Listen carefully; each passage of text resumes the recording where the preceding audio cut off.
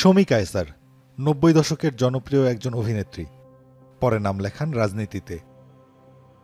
আওয়ামী লীগের সক্রিয় কর্মী এবং জাতীয় সংসদ নির্বাচনে দলটির মনোনয়ন প্রত্যাশীও ছিলেন।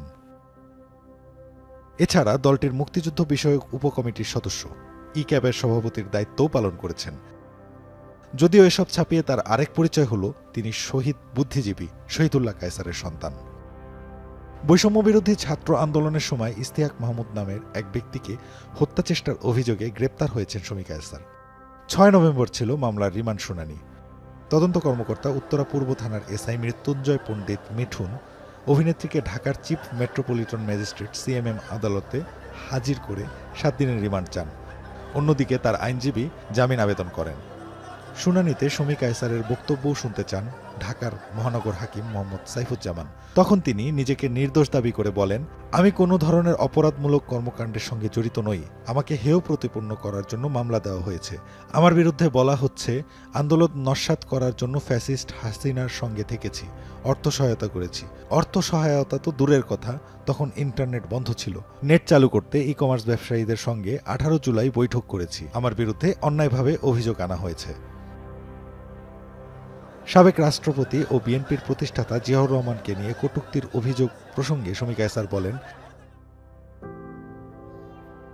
আমি জিয়াউর রহমানের বিরুদ্ধে কিছু বলিনি, ব্যক্তিগত আক্রমণ করিনি। একজন সচেতন নাগরিক হিসেবে বলছি, এত মানুষ মারা গেছে। ঠিক এ সময়ই হইচই শুরু করেন বিএনপিপন্থী আইনজীবীরা। তখন তিনি কথা বলা বন্ধ করে দেন। দুই পক্ষের শুনানির পর বিচারক তাকে 3 দিন রিমান্ডে নিতে পুলিশকে আদেশ দেন।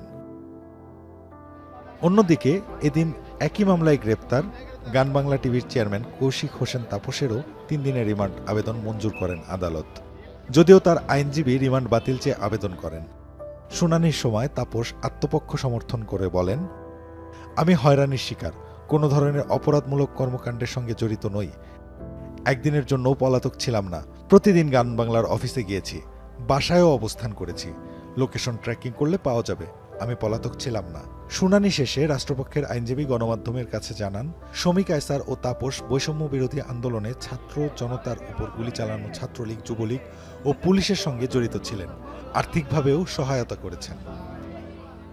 তারা এই হত্যার চেষ্টার সঙ্গে এবং ওখানে ছাত্র জনতা বৈষম্য আন্দোলনে যে গুলি চালানো হয়, ছাত্রলীগ এবং যুবলীগ এবং পুলিশ সবার সঙ্গে তারা জড়িত ছিল। তারা আর্থিকভাবে সহায়তা করেছিল এবং সেখানে যেহেতু তারা উত্তরাতে অবস্থান করে, সেখানে তারা তাদেরকে সহযোগিতা করেছিল এবং নিজেরা বিভিন্নভাবে এই ষড়যন্ত্রে তারা জড়িত ছিল। আসামিপক্ষের আইনজীবী দাবি করেন, শুনানিতে আদালত তাদের বক্তব্যে খুশি হয়ে 7 দিনের পরিবর্তে 3 দিন রিমান্ড মঞ্জুর করেছেন। সেই সঙ্গে রিমান্ডে নেওয়ার আগে চিকিৎসক দিয়ে পরীক্ষা করানোর আদেশ দেওয়া হয়েছে বলে জানিয়েছেন তিনি। কোর্ট যে আদেশটা দিয়েছেন 7 দিনের রিমান্ডের দাবিতে 3 দিনের রিমান্ড দিচ্ছেন, মঞ্জুর করছেন, কিন্তু সাবজেক্ট টু 5 দিনের মধ্যে এই রিমান্ড কার্যকরী করতে হবে। আর সাবজেক্ট টু যে আমাকে রিমান্ডে নেওয়ার আগে যথাযথ একজন ডাক্তার চিকিৎসক দিয়ে পরীক্ষা করে তারপর আমাকে রিমান্ড থেকে ফেরত দেওয়ার সময় আমাকে যথাযথ একজন ডাক্তার মাধ্যমে পরীক্ষা নিরীক্ষা করে এই অত্র বিজ্ঞ আদালতে আবার তাকে প্রডিউস করতে হবে।